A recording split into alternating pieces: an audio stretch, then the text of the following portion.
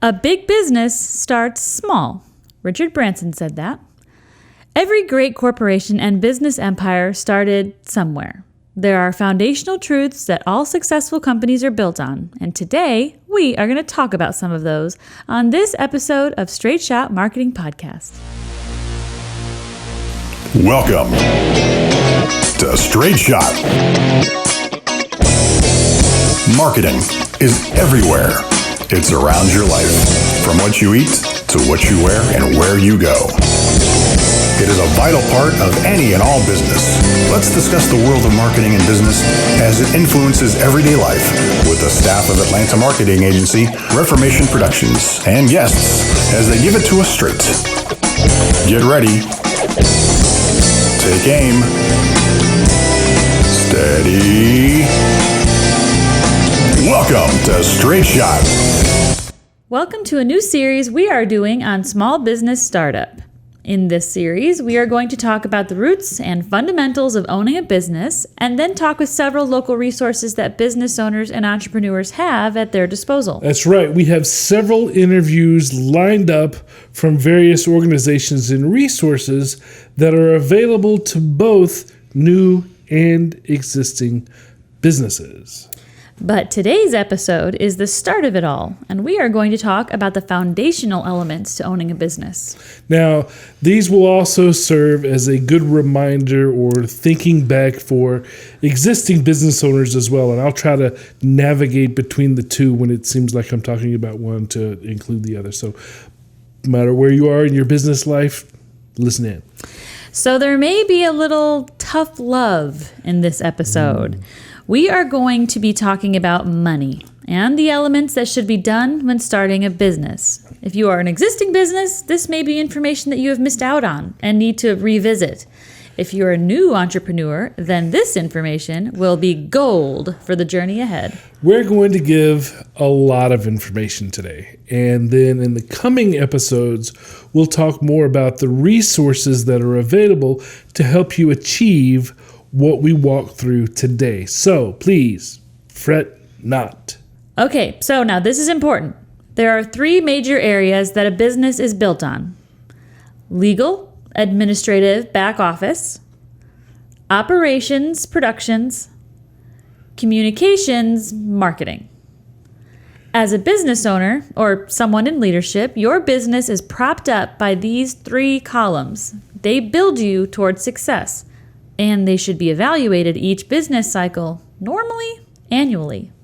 All right, so what we're doing today is we are talking about a blueprint for business success. So we're using an architectural metaphor in this. The three elements that she just listed, I want you to imagine that those are columns. And I'm going to walk you through the blueprint that we need for planning for a successful building of your business. So kind of walk with me through the metaphor, if you will. There are several rules of thumb and best practices when it comes to operating and growing a business to make it the most effective and efficient that it can be. So we're going to talk now about setting up that business for success. Now, when you first are starting your business journey, right, you're walking towards success, it is imperative to set up its foundation first.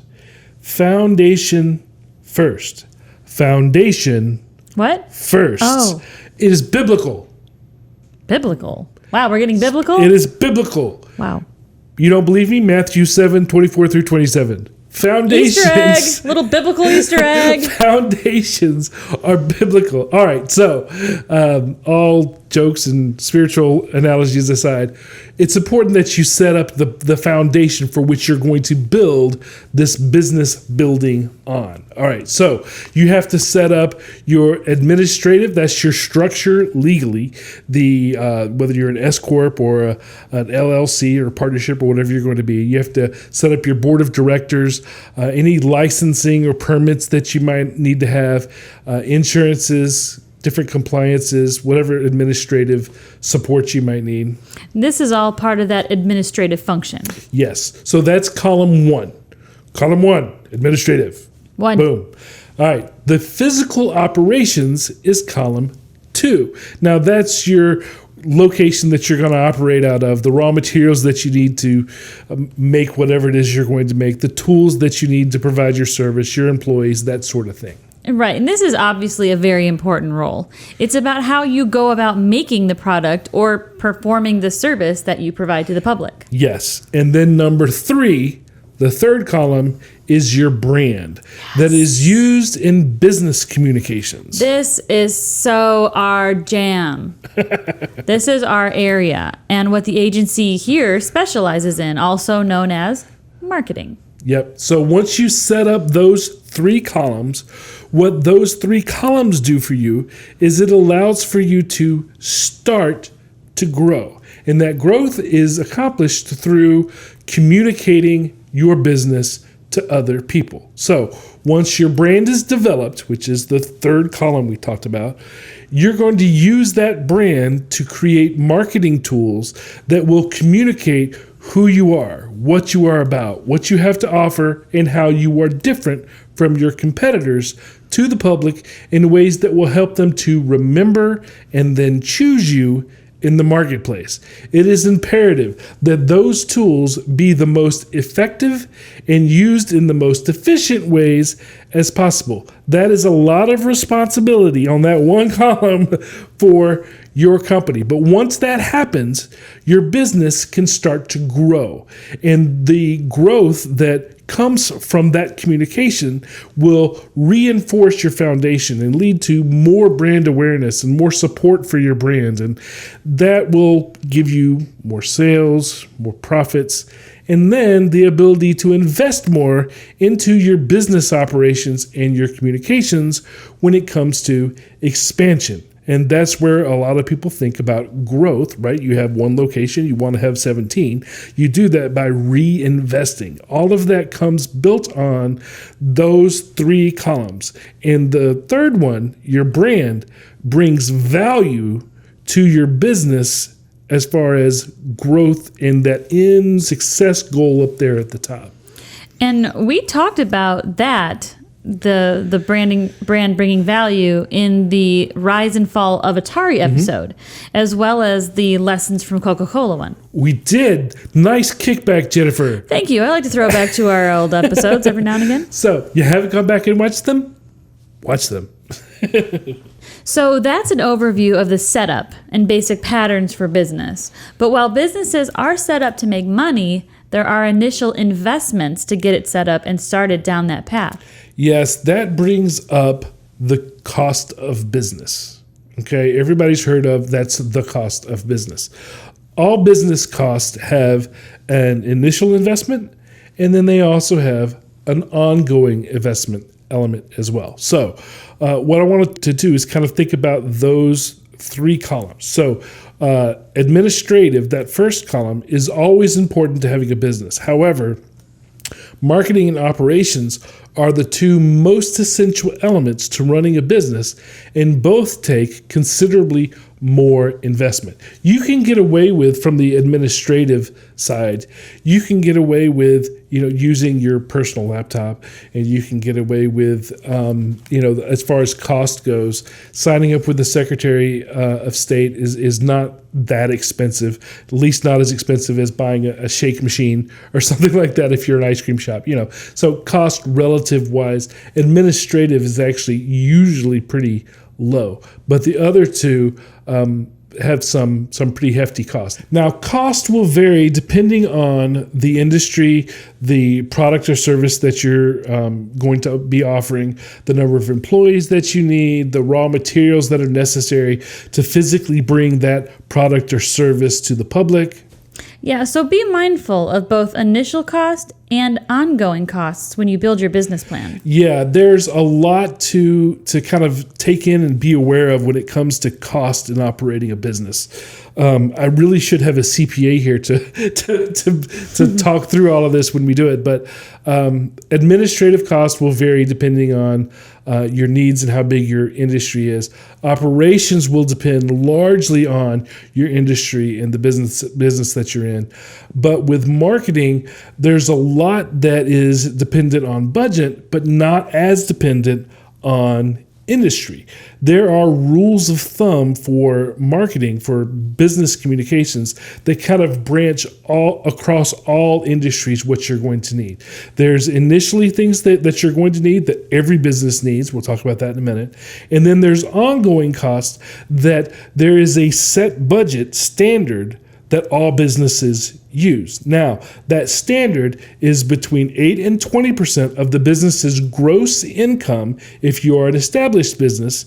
And if you are a new business, it's a more aggressive 20 to 30% of your gross revenue.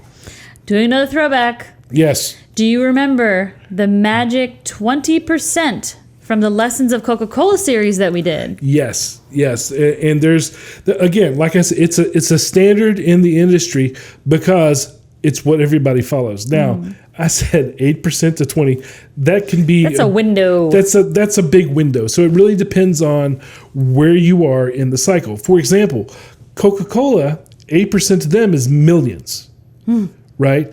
But for, a startup mom and pop shop down the street, 20% is a lot less than the 8% for somebody. So that's why the range is there. The point is you need to set a substantial percent of your gross revenue, and that is your benchmark moving forward.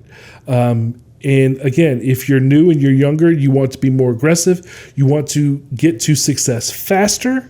It's a higher percentage. So that's as far as the rules in this little nugget that we're talking about. There's a standard percentage that everybody in the economic universe uses, which the average is around 15 to 20%. And if you are trying to get somewhere faster, you do more than that. So it's all about speed. The more you invest, the faster you can get to growth and success. But if you've already got to growth and success, Coca-Cola, then you can do the smaller amount. So that's really what the percentage thing is all about. Now, the next thing to remember is I'm talking about the ongoing budget. So this is after administrative, operations, and brand foundations have already been established. It takes money to build a business, and it always has. If owning a business was easy, everybody would do it. So it takes investment. It takes investment in your time, it takes investment in money. Now, there are ways to get the funding that you need. The thing that you need to remember in this little section is that there are initial costs and there are ongoing costs. And closing your eyes is not going to make the cost go away. Now, since we work in the marketing column of this business house. Yes, the most important column there is. No, I'm just kidding. I happen to think it's like the one that's holding everything up. They're all important. Let's spend a little more time with it because statistically, lack of business communications and branding is one of the highest reasons that companies fail. So for some reason, people can understand the need for production, but they don't understand, or remember anyway, that they need to tell people about what it is they're producing. I don't know if maybe that's the reason why I am so forward with talking to people about things like this. But every business consultant that you run into, every successful CEO is going to tell you that you have to market your business. You have to tell other people about whatever it is you're wanting to offer in the marketplace, or you're not going to be able to do it. I mean, it's simple facts. And there's so many people that believe that, if you build it, they will come. It doesn't work that way. You have to invest your time, your money in telling other people what it is that you want to be in business about for you to have a successful business. If you look at the stories of successful businesses, you can see it. Absolutely, but for several people, it seems almost like an afterthought. It's one of the columns that your business is built on, and without it, it will crumble. Crumble. Absolutely. So in thinking about this, people have to realize that more than 50% of your business is communication of who you are, communication of what you have to offer, communication of why someone should choose your business in the marketplace, and communication and presentation of the products and services that you provide. Yes, and proper, effective, efficient communications are going to be built on having a defined brand foundation. So, how do you know if you have a defined brand foundation? The easiest way I would think that you could know that is to ask yourself. So, Okay. Do you know what your brand is? Well, to begin with, do you know what a brand is? Right? Bust out the Google. That's first is understanding what a brand is. The next is, do you know what your brand is? So if you can define it, then you have had it defined for you. Or you have defined it yourself, which brings up another thing. You can look back in the history of all that you've been through with starting your business, and you can think, have I ever had this professionally developed before? Have I gone through the motions that are necessary to define who my brand is? If you've never done it, you probably do not have a defined brand foundation. Okay, so when we're talking about brand here, it's important to remember that a brand is not just describing what it is that you sell or the service that you provide. A brand is a feeling, it's a personality, it's something that the customer comes away with. So my question to all the business owners listening to our little podcast here, the question is, how would you describe the personality of your brand? You know, like I said, don't just tell me what you do. Don't just tell me the services that you provide. What is the personality of it?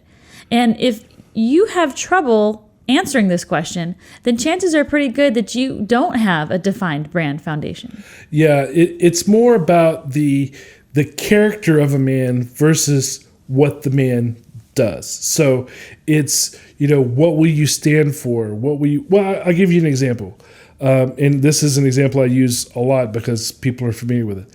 Apple is they're genius, they're innovative, They're expensive. They're premium, yes. Oh, premium. That's a better way to say that. These are all ways to describe the company of Apple, and I haven't told you that they make the iPhone or the Macintosh, or because that's what they build. This is who they are. That's what we're trying to get at with the essence of a brand. And in the early stages of your business, you have to build that brand foundation.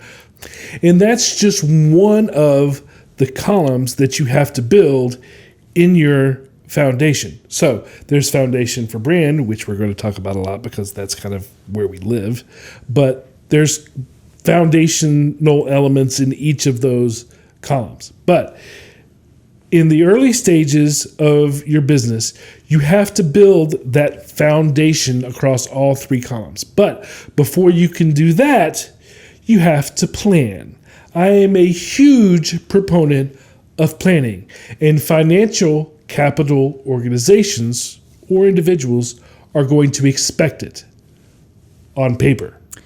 Do not build a house unless you have a plan. Yes. You can buy materials, you can clear an acre. If you don't have a plan, you don't have a house. Well, nobody's going to give you the money to build the house unless you have a plan. Finance my dreams. Okay, so let's break that down. Okay, let's talk about preparing for success, building that foundation, and planning for your company. Okay, little disclaimer here as we get more into the numbers and processes and everything. Okay, I am not a CPA. I don't do numbers. I do shapes and colors. You're welcome. I'm not going to give you numbers. Now, Mr. Zachary here is not a CPA. I am not. But based on our observation and experiences with companies and The fact that Zachary here acts as an interim and outsourced CMO, Chief Marketing Officer, for many companies and is a business coach. Yeah, I see this stuff quite a bit. Okay. But I'm not an accountant. No. So we're talking theoretically in a lot of these ways. So let's advise the good people in our audience. So we're going to talk about the business plan. The business plan is built on three things, okay? The first thing that goes in a business plan, as far as your thinking, is your dreams. There they are. What is it that you want to do? What is your vision? What is it that you've set your heart upon? Those dreams go into your business plan. The next thing is, what are you going to do to get there, right? So what is your method that you're going to use to make your dreams come true? That's number 2. Number 3, which is the most important when it comes to getting help from people, is how are you going to pay for it? All right. Dun, dun, dun. So, a lot of people are really uncomfortable with talking about money. I'm on a podcast. I can't see you. Let's be uncomfortable. So, money is extremely important to a business, and I'm going to tell you why. The first step that you need to do when doing your business plan, after you figure out your dreams in a broad view of what you're going to do, is you have to organize your financial information. The first step to creating a business plan and a budget is to get organized about your financial situation. And notice I said the word budget. You cannot run away from the word budget, because budget is what fuels your activity. It's what makes things that you're planning on doing possible. Oh, I like that analogy. I like the idea that you call the budget the fuel for the activity. Yes. I'm coming up with all sorts of analogies in my head. This whole podcast is all about building a house and all that stuff, which is wonderful. But this really, to me, we're talking about journey. We're talking about a car. Dreams. And the way, dreams are the destination. The plan is the road. You are the car. And the gas tank as the budget. Yep. I actually use this analogy quite a bit, honestly. I use in a book that I'm writing, in our audience knows because we've told them before. I have I think it's the third chapter of the book is about sales and marketing being the fuel and fire of a successful business, and using the analogy of a car, which goes, right, moves you forward, uses that analogy in the book. So, before you continue, our listeners need to know something very important about this that you will clarify over and over and over again. No budget equals no gas equals no go. Just remember that. Yeah. Now, we're not talking right now about how you get that money. We will talk about that later on We have a plan. in the series. But right now, what I want you to understand is that you cannot run away from finances.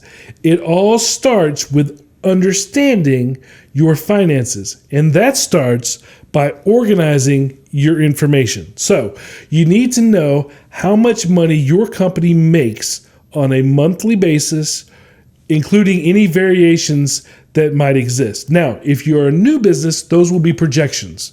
If you're an existing business, you need to know how much money your company makes on a monthly basis, including any variables that might be there.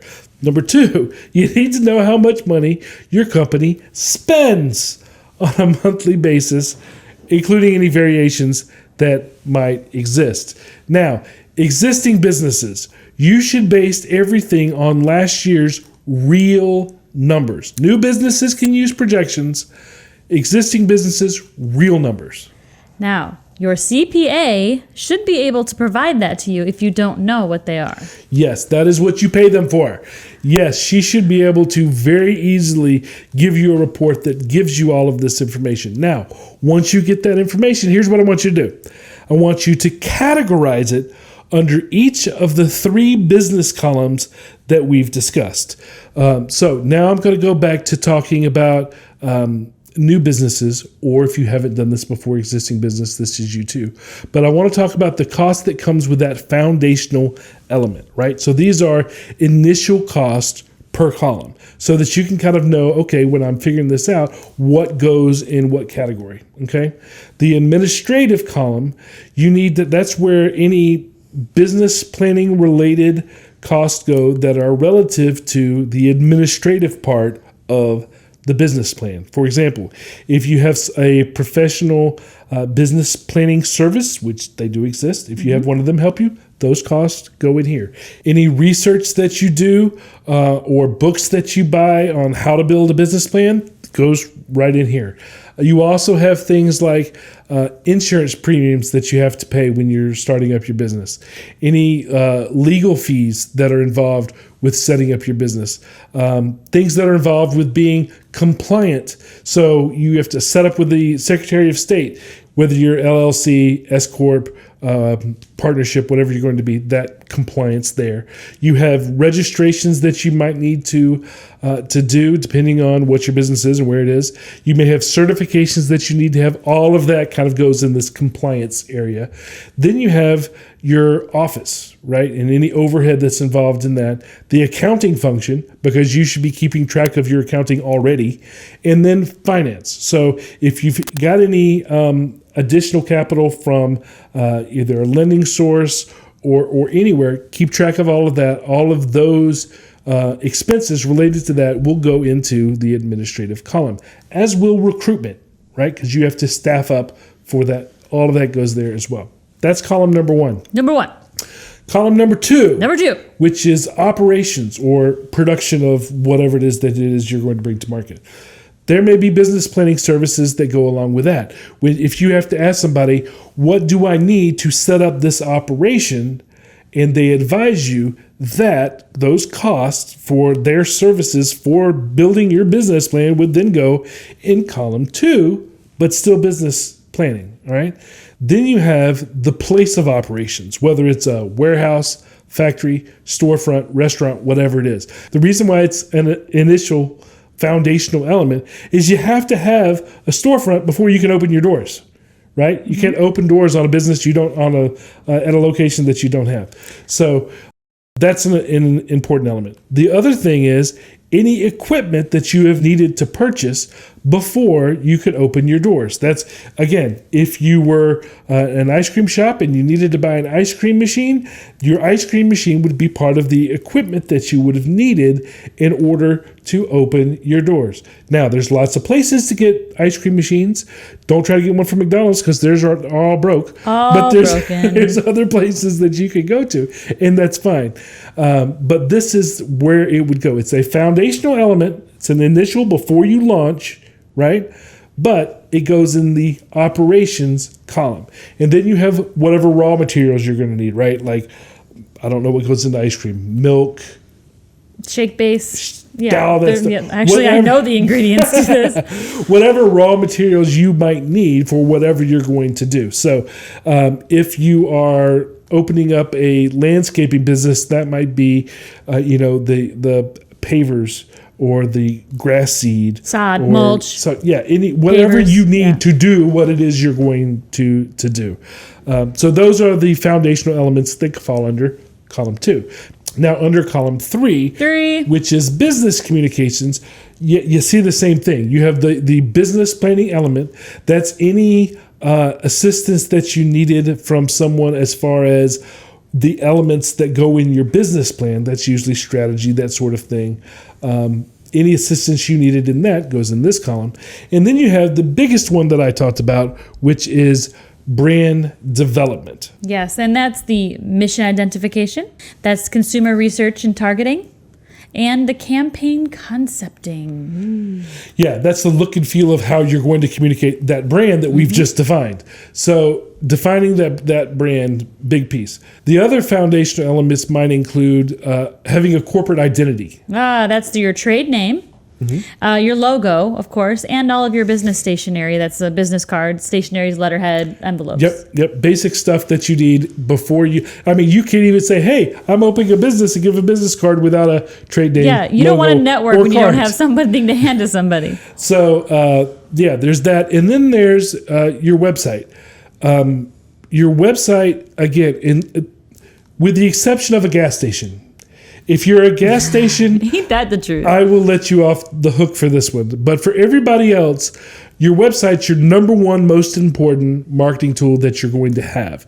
Now, if you're a gas station, it's not a website. You just got to be listed on Google. You need signage as a gas station. But as any other business, website is number one. Signage, however, is on the list if you have an office that is public facing. So whether you're a restaurant or whatever, signage is another thing that goes on this list. You have to have signage before people can, when you open your door, for them to know that you're there. It's a foundational element. So is business decor.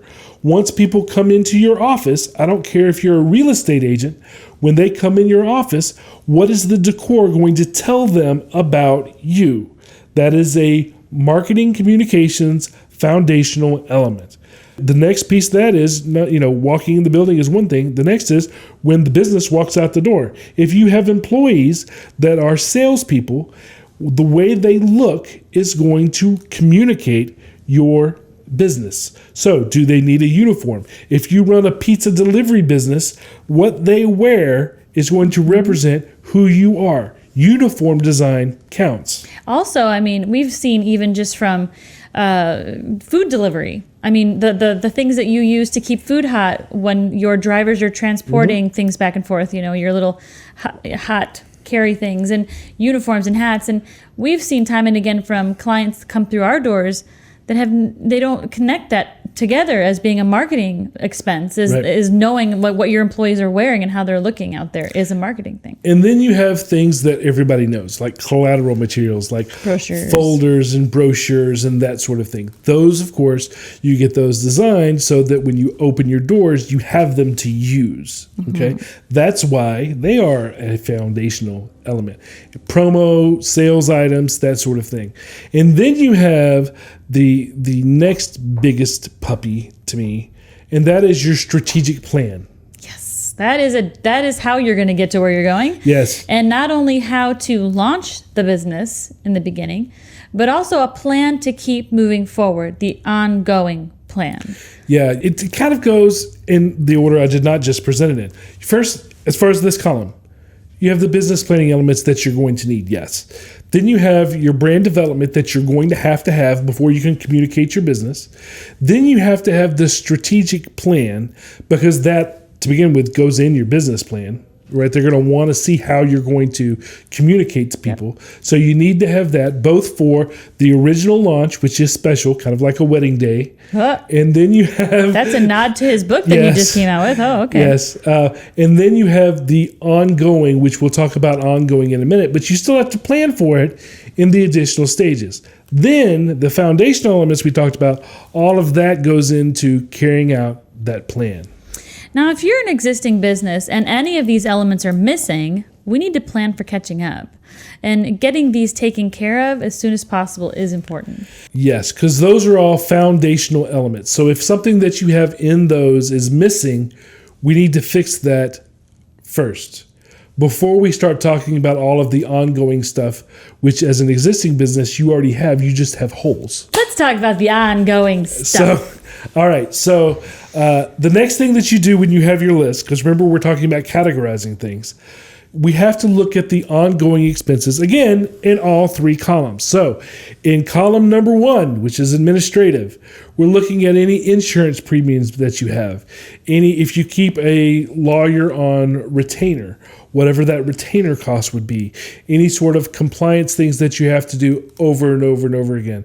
The accounting function, if you have a CPA that you have a contract with, that you work with them on a monthly basis, either a firm or you've hired somebody directly to work with you, whichever one it is. And make sure, again, CPA keeps track of your income, profit, and your finance. God bless the CPA. And then we have what's called overhead, which is the office that you're running out of, your utilities, the salaries of your people, right? Your staff, the continuing education for your people, because you want them to be the best representation of you as possible. And then recruitment. You have to hire people before you can do any of that. And unfortunately, turnover happens in business. So you're going to have to look at recruitment as an ongoing expense. And then you have basic professional services like janitor, who's going to take out your trash. And then also business coaching, which would also fall up under continuing education to a degree. But that's column number one. That's number one. Column number two, you have the basic things, right? So you have your production materials, whatever it is that you need to make whatever widgets you're making. You have any professional services that are involved. That is, if you have to have somebody to come in to inspect what you're doing or anything like that where you have a professional service that's involved in you providing whatever service you do. We have a client that is in the agricultural business. One of the professional services that he needs is an agronomist. Again, professional services that you might need within the operations column. And then you have any relevant overhead for them. So that's utilities, rent. Then you have the salaries and the continuing education of the people that work for you in operations. Then there's a piece that people forget, and that is R&D. R&D stands for research and development. Now, what research and development have to do with is always being on the lookout for what's going on in your industry and places for you to innovate in whatever your services, whatever your industry may be. Because you should always be if we're looking to grow, and if you're at the beginning, you definitely are looking for what's going to make you different, what's going to make you stand out. How can I innovate within this field? Okay. Mm-hmm. Column number two. Column number three for ongoing expenses. One of the things that is in column number 3 for communications is advertising. Advertising is not a foundational expense. It is a month-to-month expense that comes and goes as you're operating, whether it's the newspaper, the radio, the television, or the internet, which includes social media, Google, whatever, wherever you're advertising, that is a monthly expense that you need to allot for as an ongoing expense. The other internet-related ones might be web hosting. You've paid for the design and the development of your site as a foundational element, but then there's the hosting and the maintenance, the upkeep, that's an ongoing expense, as is email, social media content on an ongoing basis. That is an ongoing, you have to do that every month. Those are, fit in this ongoing expense category. The other thing might be sponsorships, whether you're sponsoring a little league team or a civic club, they're going to come at you to renew for, every season. Also podcast sponsorships. Wank. Which is very close to advertising, in which case, again, it happens as you move throughout the year. It is ongoing. Mm-hmm. The other thing that you have to plan for in ongoing is things that are not planned. That makes a lot of sense, right? Plan for the unplannable. So, new initiatives that may come up. So any changes you may need to make to your referral program, any new offerings that you may decide to develop in, the 8th month of your being in business, you need to allow room for that. You've decided there's this new thing, widget 2.0, whatever it is. And then there's new opportunities, things that you didn't know about that you all of a sudden need to be prepared for because it came up as a gift from God. Look at this opportunity. That would go as a new opportunity, ongoing expense. So then there's also networking. There's expenses. Usually there's dues that are belonging to a networking group. That's ongoing. And then there's print and production services for the things that were developed as a foundation. By that I mean you design the brochure, before you open so that you have some to use, but as you use them, they go away and they have to be replenished. So you have to account for replenishing these items. So brochures, postcards, promo items, uniforms, whatever they may be. Again, when you're doing your business plan, these are ongoing expenses that you need to plan for. Not to mention shipping, mailing, those sorts of things. So you have to look at those as ongoing expenses. And then there's also, public relations, event related. If you have, if event marketing is something that you're doing, you have the expo fees, the materials that you're going to take with you, trade booth. Trade booth is usually going to be made during the foundational element. Yeah, it's usually once, unless you need to update it somehow. But materials that you need, you go to 2 expos, you've run out of materials, you have to replenish those. So again, these are examples of ongoing marketing communications expenses. We're going to need more koozies. Again, see where you are with each of these. Some of the marketing items won't apply because of your industry. For example, maybe your industry doesn't have an expo and event marketing is just not in your strategy, or even because of the limited budget during your early years. But know where you are. Knowledge is power. Now, as I mentioned, am a big proponent of planning. I believe in being proactive. That means you run your business does not run you. But in addition to that, I also believe that your business plan is a living, breathing document that grows each year. I think that all 3 columns that we're talking about need to have a strategic plan within them for the coming business cycle from year to year to year. Now, you would take that plan and present it at budget meetings for your planning and approval of whatever you're going to do. Again, finances are part of it, but you have to make the plan first. Then you get the blessing internally for the money, even if it's just being okay with it yourself. And then you go forward in the new year with, this is the plan, this is what we're going to do. And as part of our process, Reformation Productions measures the success of our clients at the end of their year. And we then make a new strategic plan for either company growth or maintenance for the coming business cycle based on activities during the preceding year. Yes. What she's talking about is part of the last stage of the straight line marketing process, which is what we call measure. So, and I'm going to tell you what to do that's within that right now. So once you go through and you have all of these financial informations, you've got them all categorized, you've got them all, you need to put them all on a summary sheet. So you have all of your income, all of your revenue, right? All of your expenses broken down by category. And we're going to categorize them by the 3 columns: administrative, operations, communications, and then broken down even further within those columns. So, because I'm a big believer in organization and knowing what you're doing. We've got a lot of columns. And then we have profit.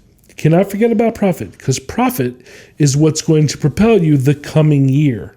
Okay. So summarize all of that if you are an existing business, project all of that if you are a new business that is first starting out. That is going to be your financial summary that you're going to need.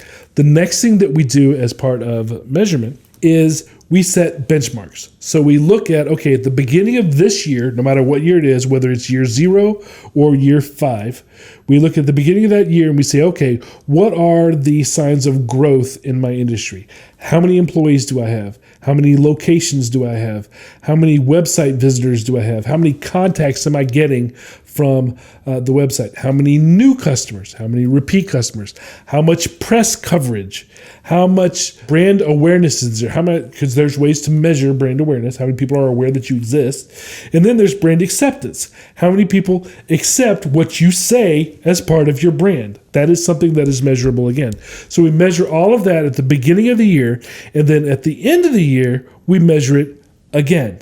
And all of that is finalized, and we use that to prepare for the coming year.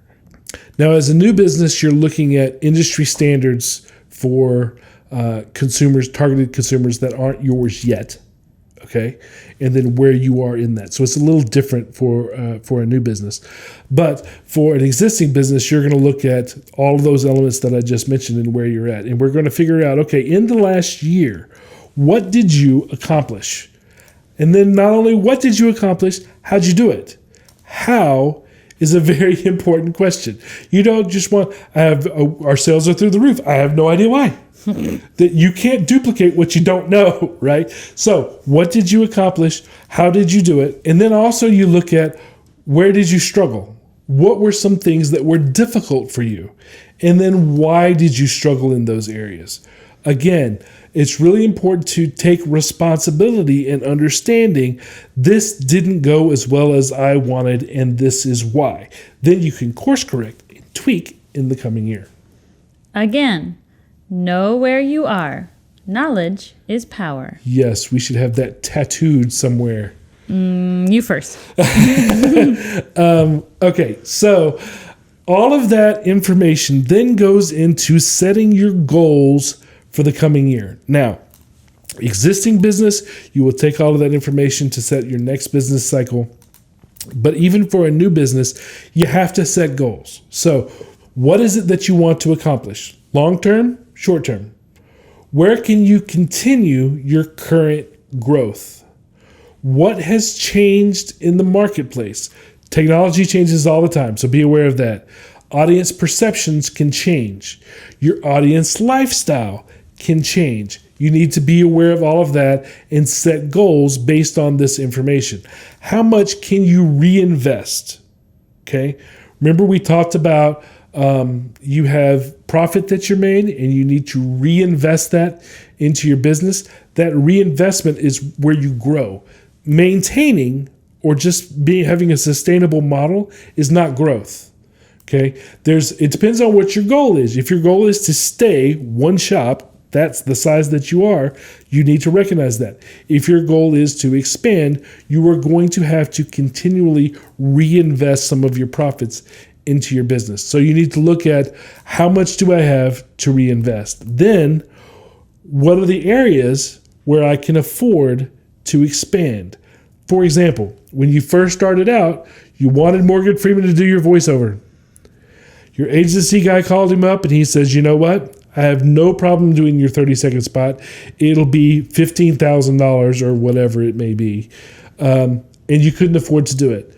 But now you're 3 years in and you can afford to do it. And you've decided, I want Morgan Freeman. Maybe he doesn't want you anymore. He's the voice of God. He needs to be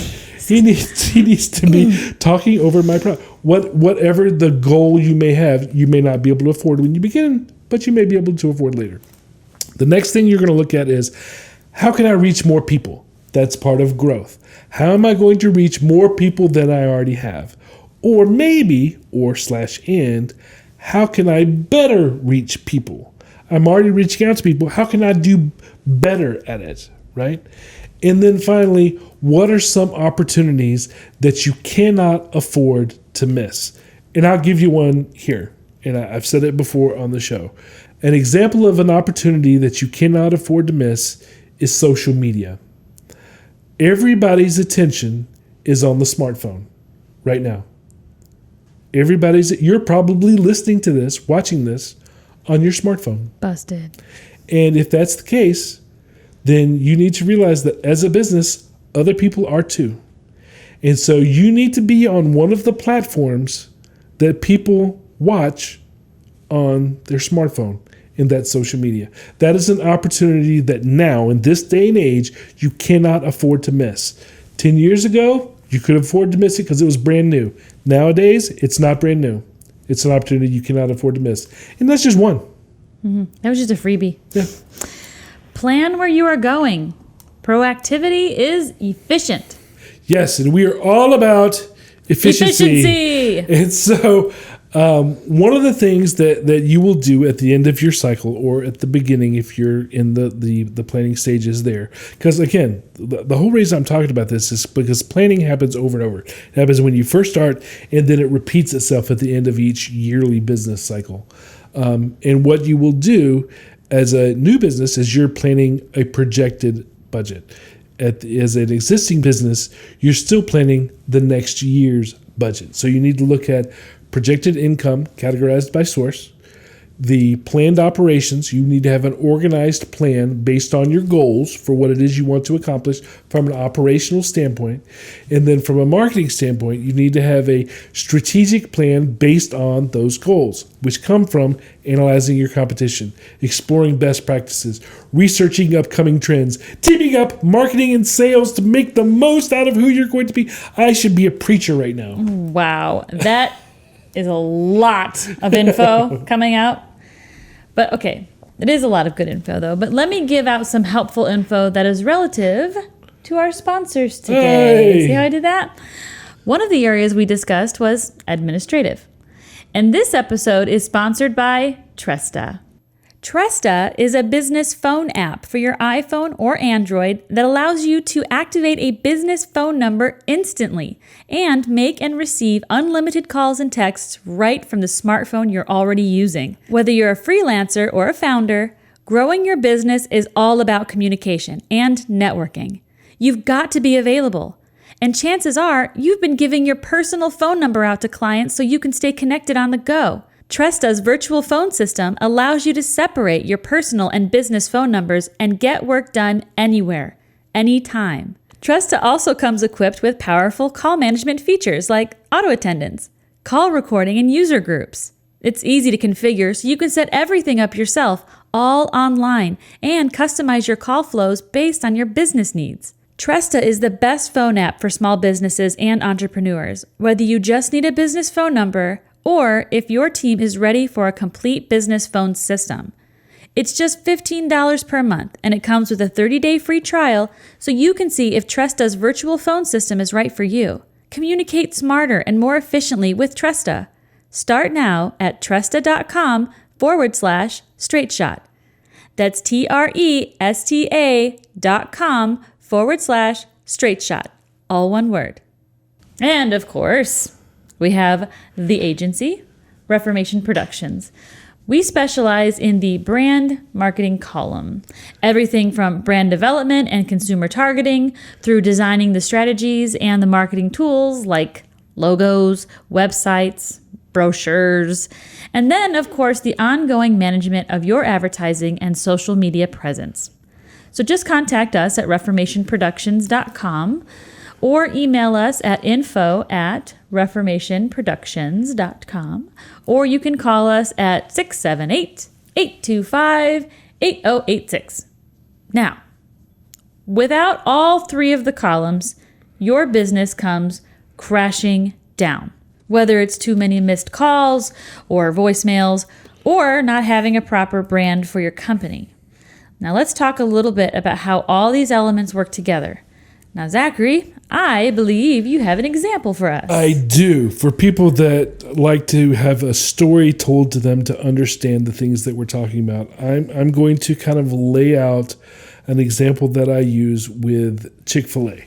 So the facts and the goals of Chick-fil-A we're going to lay out first, okay? Number one, they started in Atlanta. They started in a little suburb of Atlanta. I don't even know if it's a suburb. They started in Hapeville, which is inside the perimeter, but it's not Atlanta proper. So they started there, one location, and they wanted to become worldwide. They wanted to provide a legacy for their family and their industry. So you have to look at what are their goals based on the reality of where they are. Okay. Then we look at, okay, they built their brand foundation. Now, I'm only going to go over one of the brand differentiators that belong to Chick-fil-A because this is not a Chick-fil-A seminar. I was going to say, this sounds like another podcast series. Chick-fil-A, one of their brand differentiators, one of the things that makes them different is quality. And you can see that, which is the part that we're really trying to expand upon here. You can see that in the quality of their products. They make sure that they use premium materials, right? If you go to Chick-fil-A, they use Dole pineapple, not just no-name pineapple, right? So they're whatever, Heinz ketchup, they use premium materials for whatever goes into their restaurant. Their sandwiches are handmade, not flash frozen in Wisconsin. And you will never find them being discounted. Chick-fil-A may give you something, but they will not discount it, because discounting it goes against the brand characteristic of quality. Because if it's discounted, people think something is wrong with it. So that's one of the reasons that you will never see a sale at Chick-fil-A. It goes against their brand. The next area is their employees. Quality in their employees. They do extensive screening and training of their employees, more so than you see at other fast food places. They offer scholarships to their employees. They don't make them work on Sundays, and they give to charity.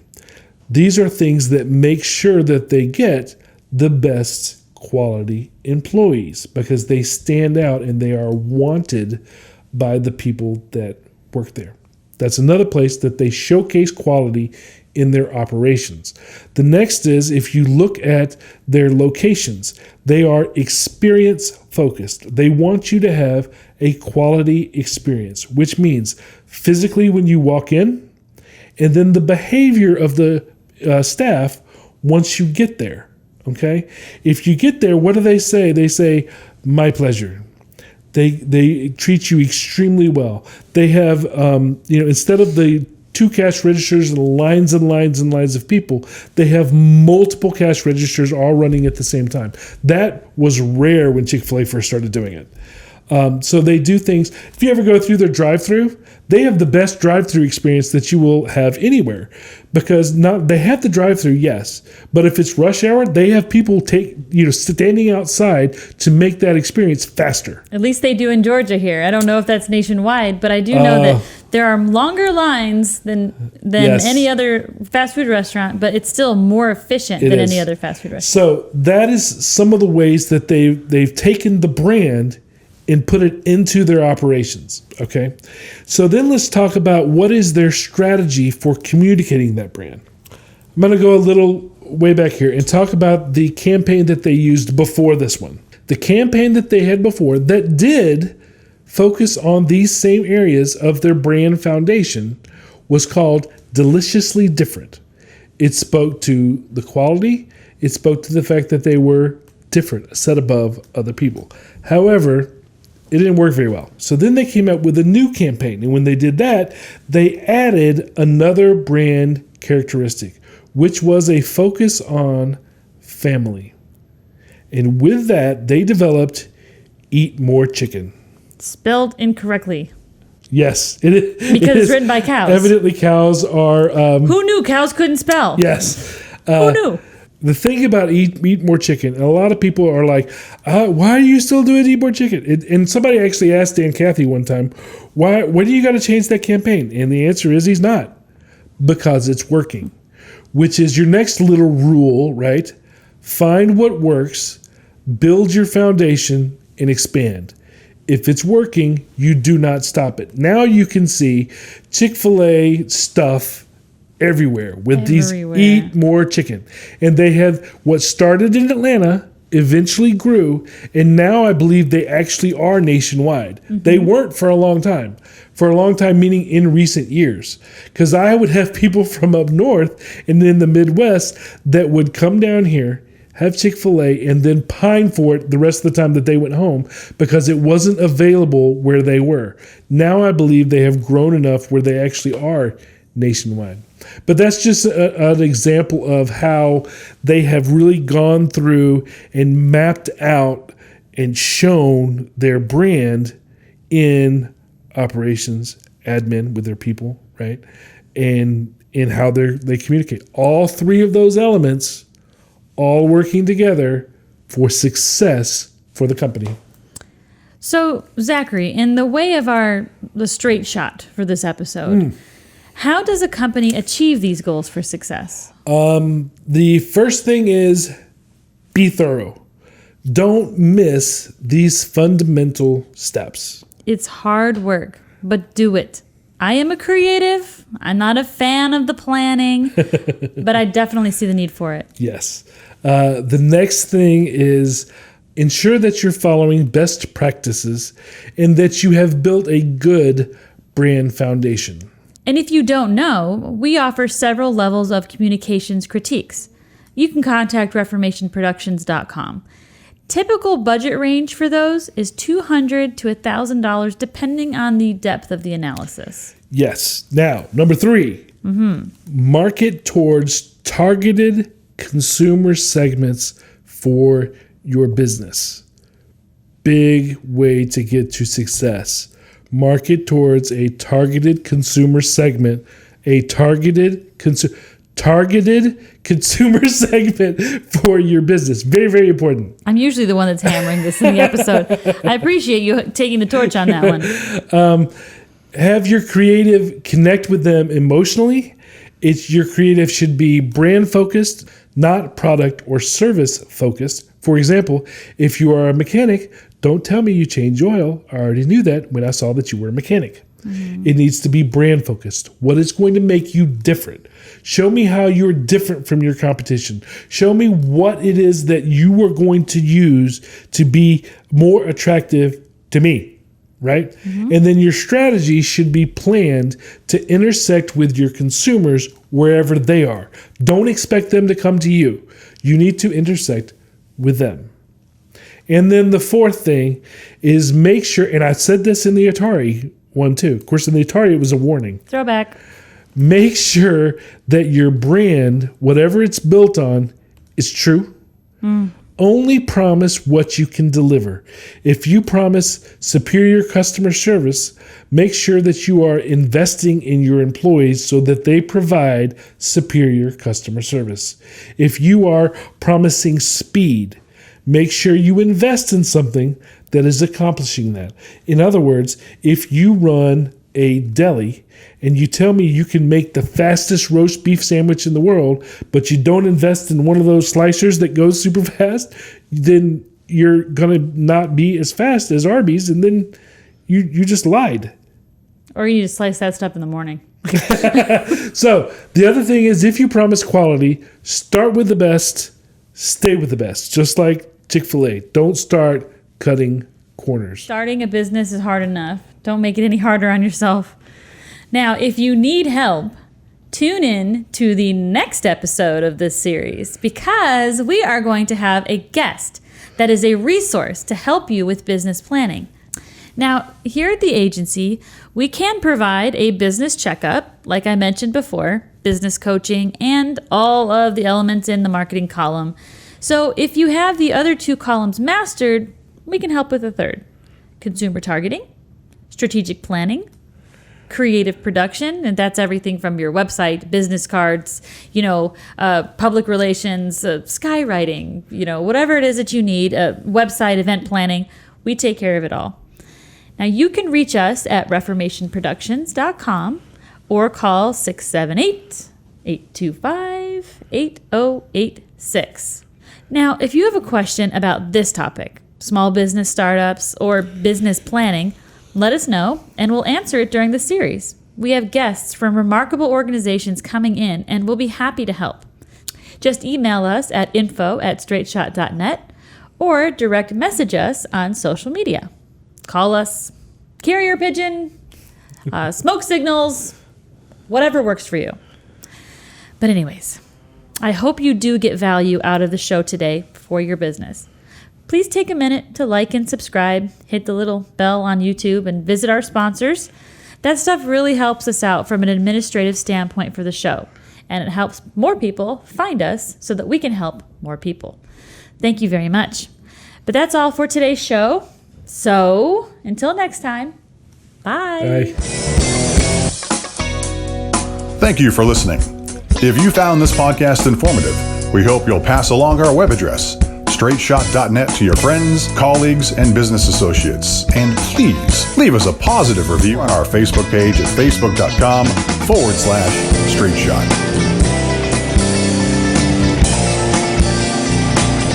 If you would like to have your question featured on the show or would like to be a guest, call 678-825-8086. extension 300, or you can email us at info@straightshot.net. Be sure to download the Straight Shot Podcast app on your smartphone to hear previous and new shows.